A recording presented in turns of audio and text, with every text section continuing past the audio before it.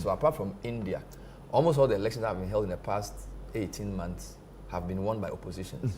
There's Mexico, there's US, there's a lot of them. Now, that seems to be a wave that may favor you.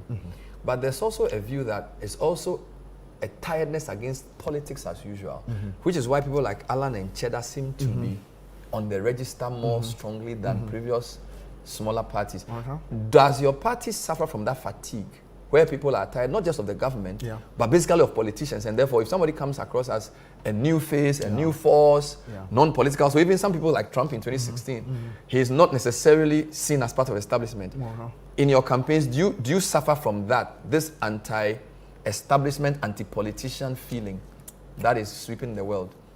I mean, let's say it this way, that generally cynicism in politics is nothing new. I mean, maybe Ben, you don't recall, but I remember even as early as 1996, I started hearing of cynicism. Where, for example, the 4 years of Rawlings as a constitutional ruler, there were complaints about, you know, well, we expected this, that has not been done, the other has not been done. Politicians, can we really trust you?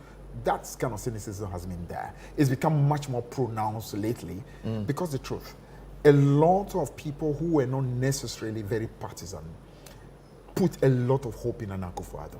Because Nana Akufo-Addo really, really hyped it, made it look like, you know what, a massive transformation was going to happen in this country in 18 years. Transform this country into a developing country. Made it look like it's an easy job. Bawumia made it look like the economy is just easy peasy. We can solve the issue of what you call city depreciation quickly. We can, all the roads can be done. We don't need to borrow and stuff like that. So people had massive expectation. Now with all this crash expectation, automatically people start to feel like, oh wow, if these guys that we trusted so much can be this disappointing, that means all politicians are not to be trusted. But listen, the real fundamental issue of trustworthiness, I'm not saying NDC we are angels, but compared to the kind of massive disappointment, the broken promises that we've seen over the last 8 years, we don't fall in that. So it's true that to understand the young people feel as if the older, I mean, let's say the bigger parties have not always been able to deliver.